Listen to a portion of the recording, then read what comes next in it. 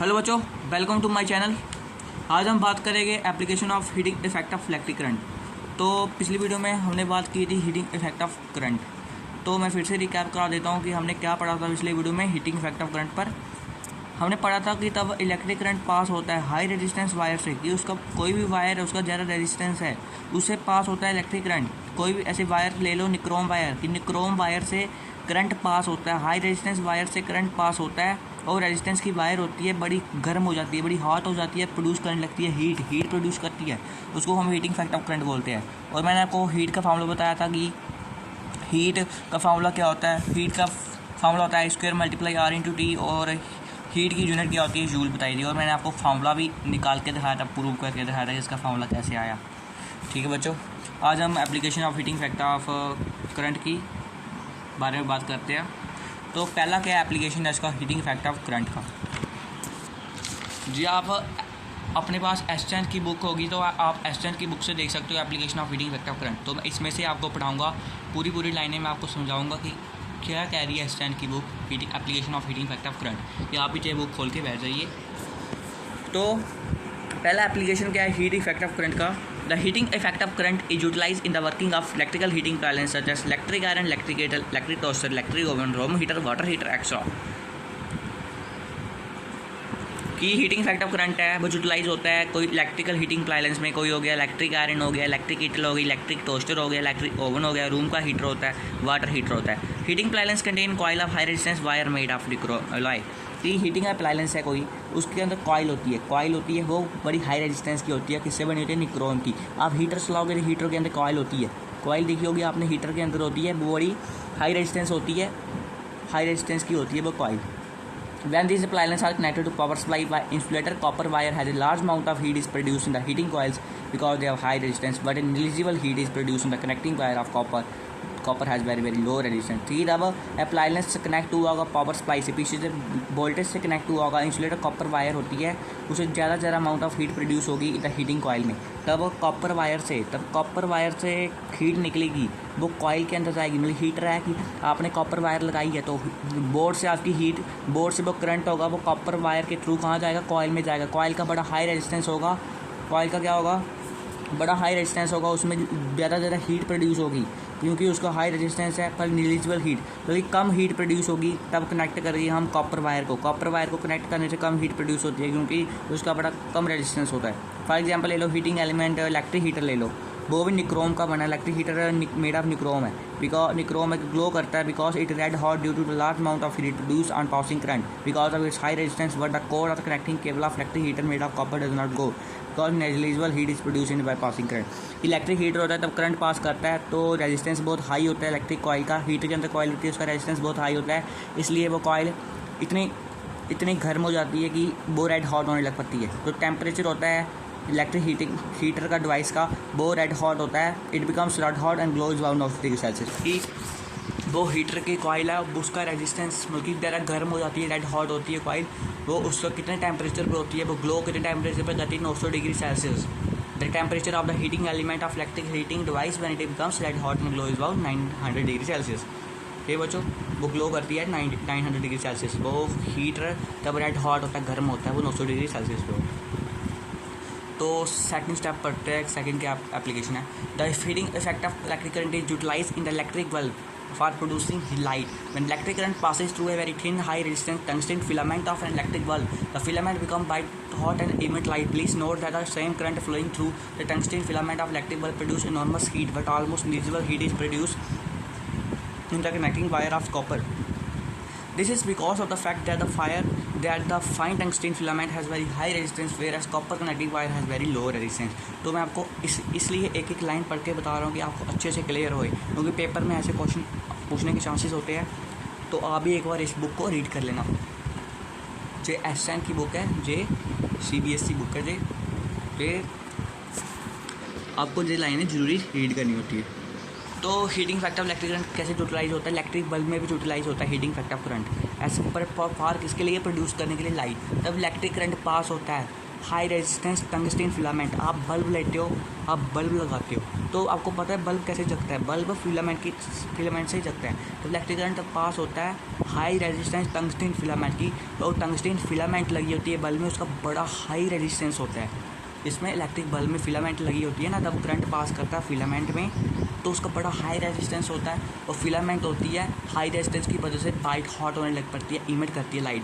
Filament है बड़ी गर्म हो जाती है और प्रोड्यूस करनी पड़ती है, लाइट प्रोड्यूस करने लग पड़ती है, क्योंकि उस फिलामेंट का हाई रेजिस्टेंस होता है, इसलिए वो रेड हॉट हो जाती है, गर्म हो जाती है। तो बल्ब गर्म हो जाता है इसलिए, और लाइट प्रोड्यूस करने लग पड़ता है। Please note that the same current flowing through tungsten filament electric bulb. आगे मैं बताता हूँ क्या कह रहा है कि उस सेम करंट फ्लो करता है टंगस्टन फिलामेंट इलेक्ट्रिक बल्ब में, प्रोड्यूस करता है बड़ी सारी हीट, पर आल्सो निग्लिजिबल हीट प्रोड्यूस करता है। तब कनेक्ट करेंगे हम वायर ऑफ कॉपर की, तो वो फिलामेंट, तो वो हीट प्रोड्यूस हो रही है ना, बड़ी सारी हीट है वो वेस्ट हो रही है, इतनी प्रोड्यूस करता है हीट फिलामेंट वाला बल्ब। और बल्ब प्रोड्यूस करता है नॉर्मल हीट, पर निग्लिजिबल हीट होती है वो प्रोड्यूस हो रही है कनेक्टिंग वायर ऑफ कॉपर में, बिकॉज कि टंगस्टन फिलामेंट होती है, उसका बड़ा हाई रेजिस्टेंस है, और कॉपर की कनेक्टिंग वायर होती है ना, कॉपर की वायर लगी होती है, कुंडी में लगाते हो ना, तो आपके घर में वो लाइट आती है तो आपने कॉपर वायर के थ्रू ही आती है, तो उसका बड़ा लो रेजिस्टेंस होता है। तो इसके बारे में थोड़ा और बता देता हूँ। Tungsten metal is use for making the filament of electric bulb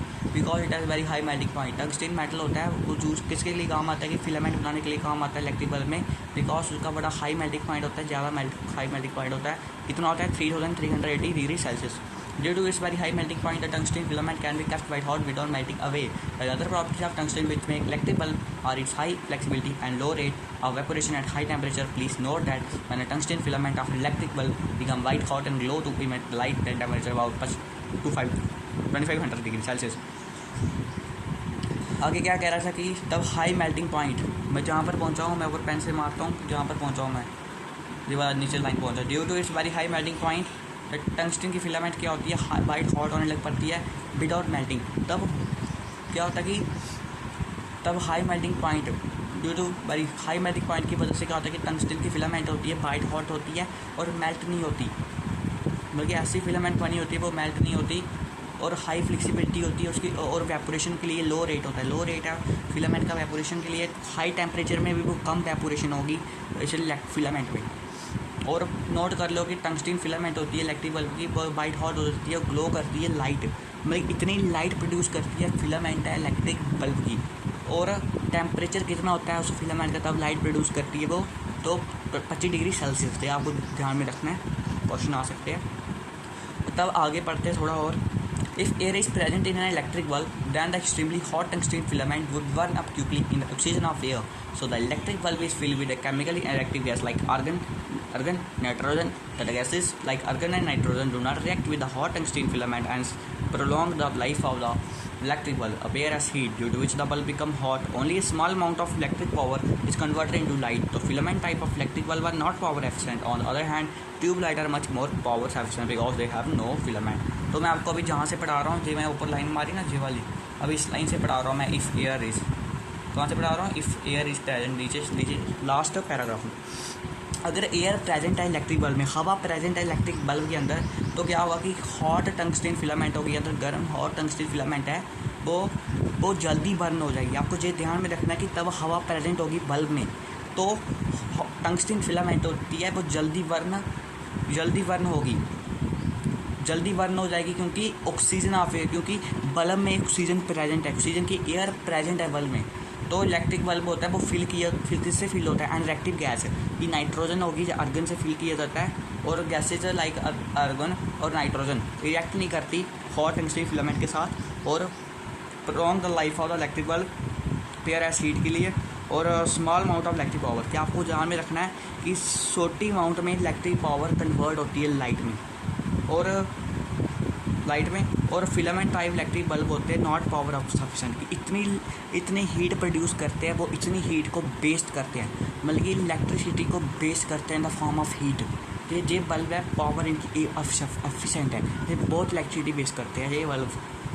तो आगे कह रहा है कि on the other hand tube light are much power sufficient efficient because they have no filament. आपको पता है कि ट्यूब लाइट लगाने चाहिए। ट्यूब लाइट से क्या होता है कि ट्यूब लाइट में फिलामेंट नहीं होती, ट्यूब लाइट लाइट को बहुत सेव करती है। तो ट्यूबलाइट लाइट को सेव क्यों करती है? क्योंकि उसके अंदर फिलामेंट नहीं होती, तो वो भी इतना ही बल्ब ग्लो करता है। फिलामेंट नहीं होने के कारण भी LED बल्ब होते हैं, वो ज़्यादा लाइट प्रोड्यूस करते हैं, तब भी वो इलेक्ट्रिसिटी शेव करते हैं वो वाले बल्ब। तो इसलिए कह रहे हैं कि ट्यूब बल्ब लगाना चाहिए। तो तीसरा हीटिंग इफेक्ट पढ़ लेते हैं हम, लास्ट वाला। हाँ जी, लास्ट वाला पढ़ लेते हैं, फ्यूज़। तो फ्यूज़ का नाम आपने सुना होगा। The heating effect of electric current is utilized in electric fuse for protecting household wiring and electric appliances. A fuse is a short length of thin plain copper wire having low melting point. The thin fuse wire has a higher resistance than the rest of the electric wiring in the house. So when the current in a household electric circuit rise too much due to some reason that the fuse wire get heat too much, melt and break the circuit, due to which the current stop flowing, that prevent the fire in house and also prevent damage to various electric appliances in the house due to excessive current flowing through them. The electric fuse is very important application of heating effect of current. तो मैं ये भी बता देता हूँ कि तीसरा point क्या कह रहा है अभी अच्छे से, कि मैंने ये रीड करके बता दिया आपको तीसरा पॉइंट, तो मैं अभी समझाऊंगा इसको कि heating effect of electric current है यूटिलाइज होता है इलेक्ट्रिक फ्यूज़ में भी। किस लिए यूटिलाइज होता है? कि प्रोटेक्ट कर सके हाउस होल्ड वायरिंग को, इलेक्ट्रिक अप्लायंस को। और fuse is short length, fuse की छोटी लेंथ होती है, और थिन उसके अंदर कॉपर वायर होती है। फ्यूज़ होता है ना फ्यूज़, उसके अंदर थिन प्लेटेड कॉपर वायर होती है, पतली सी थिन कॉपर वायर होती है उस फ्यूज़ के अंदर, और उसका बड़ा कम मेल्टिंग पॉइंट होता है। और थिन फ्यूज़ वायर होती है ना, उसका बड़ा हाई रेजिस्टेंस होता है। जी आपको याद रखना है कि वो फ्यूज़ के अंदर वायर लगी होती है, कॉपर की वायर, थिन वायर होती है वो फ्यूज़ के अंदर, वो फ्यूज़ में वायर लगी होती है ना, थिन वायर, वो फ्यूज़ के अंदर वायर लगी होती है। जी बोला फ्यूज़ देख पा रहे हो आप? फ्यूज़ देख पा रहे हो अभी स्क्रीन पे? ये फ्यूज़ है, इसमें कॉपर की वायर लगी, लाइन दिख रही है, कॉपर की वायर लगी हुई है इसमें, और इसका बड़ा हाई रेजिस्टेंस है। जो थिन वायर है, प्लेटेड कॉपर वायर है, इसका बड़ा कम मेल्टिंग पॉइंट होता है, बड़ा कम मेल्ट होता है जी, और बड़ा कम मेल्टिंग पॉइंट होता है, आपको ये याद रखना है। और जो फ्यूज़ वायर है, इसका बड़ा हाई रेजिस्टेंस होता है electric wiring in the house में। तो तब current house hold electric circuit में बढ़ जाता है। मतलब कि कोई रीज़न से आपके घर में इलेक्ट्रिसिटी बढ़ गई, आपके घर में वोल्टेज बढ़ गई, मतलब कि घर में वोल्टेज बढ़ गई तो क्या होगा? करंट भी बढ़ेगा। तो आपके घर में वोल्टेज बढ़ गई तो करंट बढ़ गया, तो आपके घर में करंट इतना तेज़ हो गया, कोई रीज़न से करंट तेज़ हो गया, ख़राबी होगी कुछ, जब फ्यूज़ वायर क्या करती है, हीट हो जाती है। फ्यूज़ वायर इतनी गर्म हो जाती है और मेल्ट कर देती है और ब्रेक कर देती है सर्किट को। तो आपको पता है फ्यूज़ लगाए होते हैं हमने बोर्ड में फ्यूज़ लगाए होते हैं, हर सर्किट में हमने फ्यूज़ लगाए होते हैं। इसलिए लगाए होते हैं कि तब करंट बढ़ जाए सर्किट में, तो वो फ्यूज़ की मतलब वायर होती है वो मेल्ट हो जाती है और सर्किट को ब्रेक कर देती है, करंट रोक देती है। फ्यूज़ का क्या काम होता है? करंट को रोकना, और डैमेज बता देती है। पूरे इलेक्ट्रिक अप्लायंस होते हैं घर में, वो बड़ा सारा करंट फ्लो करता है, तो उसमें electric fuse is very important application. Electric fuse क्या करता है कि तब करंट ज़्यादा बढ़ जाता है घर में, तो वो इलेक्ट्रिक फ्यूज़ क्या करता है कि उस करंट को फ्लो नहीं करने देता, कि तब करंट फ्यूज़ तक पहुंचता है, ज़्यादा करंट फ्यूज़ तक पहुंचता है, तो वो फ्यूज़ के अंदर वायर लगी होती है कॉपर की, वो मेल्ट हो जाती है और सर्किट को ब्रेक कर देती है, आगे करंट फ्लो नहीं करता। तो फ्यूज़ का बहुत बड़ा एप्लीकेशन है। ठीक है बच्चों, तो वीडियो को बनाने में बच्चों बहुत मेहनत लगती है, तो आप प्लीज़ वीडियो को लाइक और सब्सक्राइब और शेयर करना ना भूलें। तो आगे भी हम नए टॉपिक लेकर आएंगे। थैंक्स फॉर वॉचिंग स्टूडेंट्स, आज के लिए इतना ही।